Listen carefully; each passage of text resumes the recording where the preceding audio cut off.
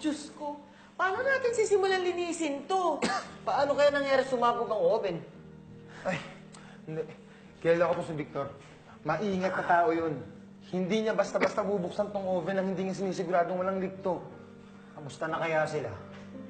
Baka hindi na magising si Takbo, ah. Tumigil ka nga. Mabuti ka mo, ito lang nangyari. Hindi nasunog ang buong bakery. Pero alam nyo, magmula nang dumating yan si Takbo, kung ano-ano nang gulo nangyari dito sa bakery, eh. Papalitan ko na nga yung pangalan yan, eh. Tawagin ko na lang na Salot. Huwag ganun. Hindi rin naman niya gusto nangyari. Ay, Diyos ko, malas talaga. Papang, baka sumabog ulit yan. May nakailan sa hose, kaya sumingaw ang gas. Kasalanan ko to. Huh? Lagi kong chine-check yung oven bago ko buksan eh. Pero hindi ko ginawa kanina. Wala kang kasalanan. Aksidente nangyari. Kamag-anak po kayo ng pasyente. Oo. Kamusta na mo si Takbo? Nagkamalay na po siya. Ay, salamat. Merong minor burns at naapektuhan ng pagsabog ang mga mata niya. Anong ibig niyong sabihin?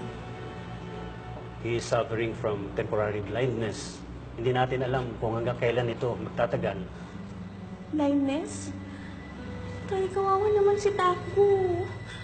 Kailangan natin maagapan ang kalagayan ng pasyente at may irerekomenda akong espesyalista.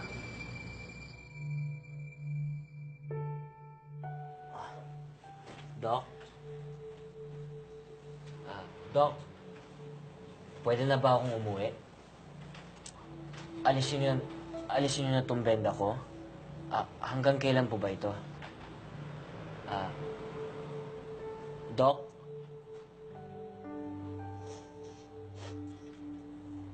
Pao? Paumbong? Ikaw ba yan? Oo, ako ga. Sabi na eh. Higbi mo pa lang. Kilala ko na eh. Bakit ka ba nag-e-emo dyan? Okay lang ako.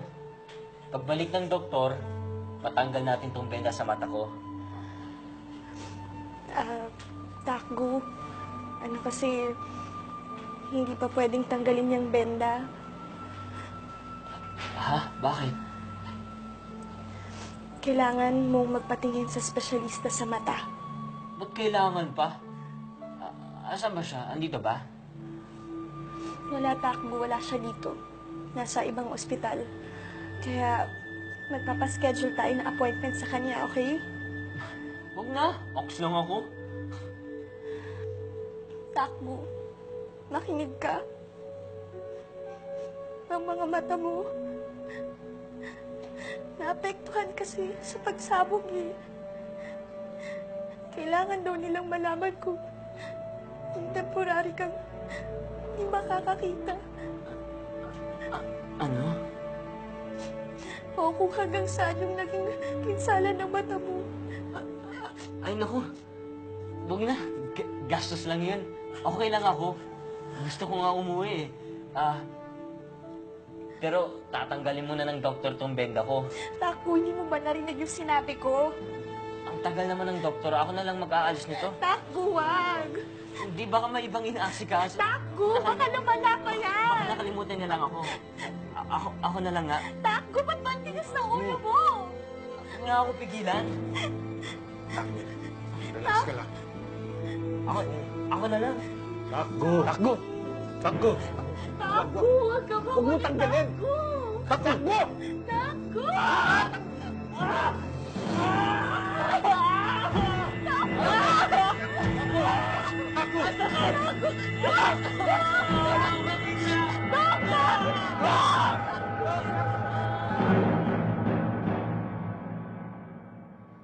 Nagawa mo na? Good. Sige. Papasok ko ng pera sa bangko.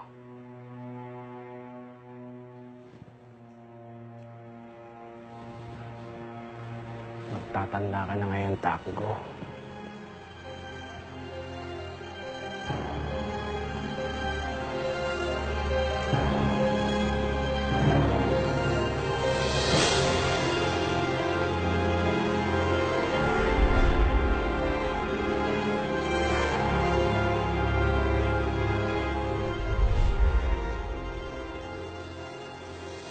inaakala mong matatakot mo ko, nagkakamali ka. Magparamdam ka hanggang gusto mo. Pero hanggang dun lang ang pwede mong gawin dahil patay ka na. Ako buhay pa ako. At gagawin ko ang lahat para si Michael ang magmana ng lahat ng kayamanan ng pamilyang to.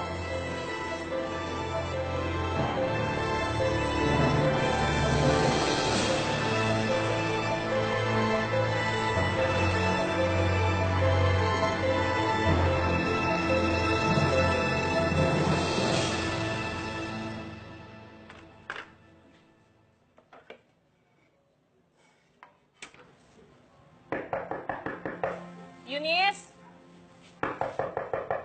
Eunice! Kaya po pala, Aling Glenn. Ano na? Kanina pa ako nag-aantay. Nadadaan ka sa akin para sa bayad mo. Pasensya na po. Wala pa kasi akong pera eh. Eh, ayan din ang idinahilan mo sa akin ng isang buwan eh. Inuubos mo ba ang pasensya ko at pangunawa ko? Hindi naman po sa ganun, pero... Aba, pati mga apo ko nagugutom dahil hindi ka nagbabayad ng renta mo dito.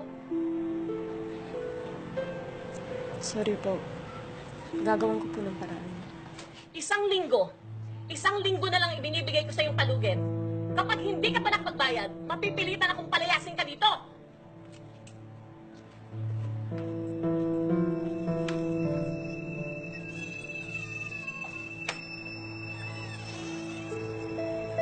Ginagawa mo dito? Malungkot ako. Gusto ko ng kausap. Nagkamali ka ng taong nilupitan. Hindi. Ikaw gusto kong makasama. Tara.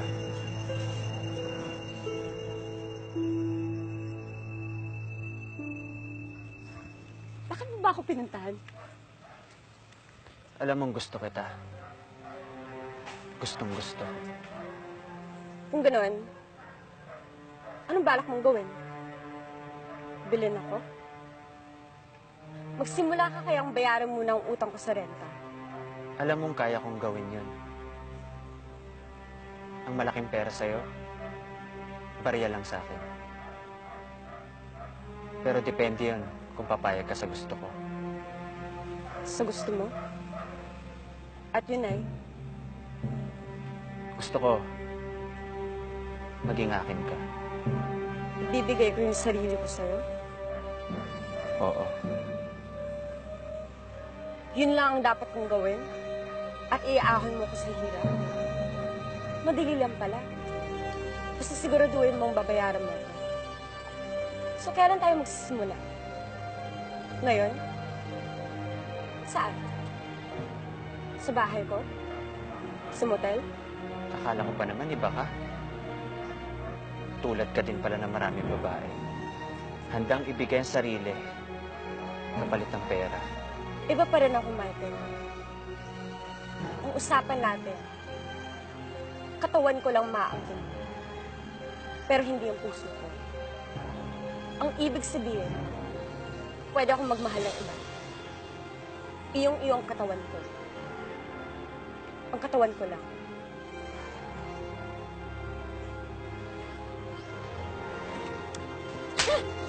Bastos ka! Anong inaayaw-ayaw mo? Ha? Halik pa lang yun? Neskandalo ka na? Ibig sabihin, nagpapanggap ka lang sa sinabi mo kanina? Sa susunod na sasabihin mo yun, siguraduhin mo mapapangatawanan mo.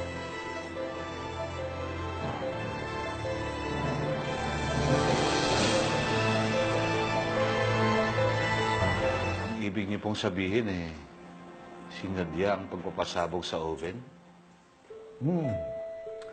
Sinadya na pinakialaman ang host ng oven, sumingaw, kaya sumabog. Pero, bakit po? Ano po kaya ang motibo niya? Una, dapat nating alamin kung sino. Sino ang gumawa? Sino ang may motibo na saktan si Takgo? Pag nalaman natin kung sino yun, pwede na nating malaman kung bakit niya ginawa. Hindi ko po maubos maisip na may isa sa mga kasama natin ang may kagagawa ng nangyari. Oo, pero ang una natin dapat asikasuhin ay ang pagpapagamot sa mga mata ni Takgo. Kailangan maagapan ang kondisyon ng bata niya. Makakaasa ba ako? Ray? Opo, Papa. Ayan. Pag gumaling na si Takgo, pwede nating imbestigahan mga tao dito sa bakery. Ma, di ibig sabihin pala, isa sa atin ang suspect. Hala, basta hindi ako malinis sa konsensya ko. Nalala naman ako. Bakit kung gusto na may mangyari sa bakery, yun na lang ang buhay ko. Tsaka pag nawala ang bakery, wala na akong pupuntahan.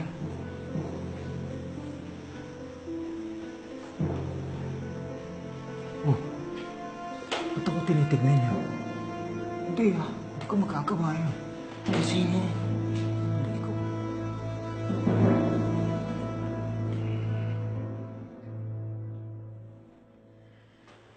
Takgo, huwag kang lakad ng lakad. Makinig ka na muna sa akin. Ay! Makulit lang. Bakit hindi amoy tinapay? Sarado ang bakery na yun. May usok pa kasi. Oo nga. Abot hanggang dito. Pero okay lang. Nakabili na naman ng bagong oven sila tatay. Ah, mabuti naman. O ano, tara na? 11 a.m. yung clinic hours ng ophthalmologist na nirekomenda ni Dr. Quinto. Halika na para makaabot tayo. Halika na. Huwag na kasi. Hindi na kailangan. Gagaling din itong mga mata ko. Tsaka, wala naman akong pambayad dun eh. At sino may sabing ikaw magbabayad? Bossing? Halika na, alis tayo. Huwag na. Sayang yung pera. Huwag nang matigas ang ulo, halika na. Ayoko nga pumuntang ospital. Ospital. Nung nabalin ako ng buto, hindi ako pumuntang ospital, gumaling din ako. Nung sumakit ang tiyan ko dahil kumain ako ng pagkain galing sa basurahan, gumaling din ako. Kaya itong mga mata ko, gagaling din to. Wait lang pag may time. Nakuha mo pang magbiro. Hindi ako nagbibiro. Kahit kalat ka rin niyo pa ako, hindi ako sasama sa inyo sa ospital. Bakit ba ang tigas ng ulo mo, Takgo? Kailangan mo magpagamot, kundi tuluyan ka na mabubulag. Dapat nga magpasalamat ka at may mga taong tumutulong sa'yo eh. Paano kung pumunta nga tayong ospital? Pero sasabihin nila, hindi na ako gagaling. Wala naman tayong magagawa, di ba? Kaya ayoko magpatingin sa doktor. Dahil natatakot ako sa sasabihin nila. Natatakot ako na hindi ko na makikita ni litrata man lang ng nanay ko. Kung kailan nagsisimula maging masaya ang buhay ko. Kung kailan meron na akong direksyon. At may gustong gawin. Saka pa nangyari to? Bakit ganun? Kaya hindi niyo ako mapipilit sumama sa inyo. Dahil ayoko malaman ng totoo. Ayoko malaman na hindi na ako makakita kahit kailan. Kaya pwede ba? Iwan niyo na ako? Pwede ba?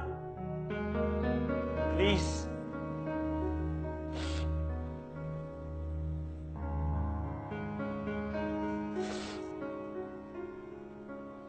Iwan niyo lang ako, please.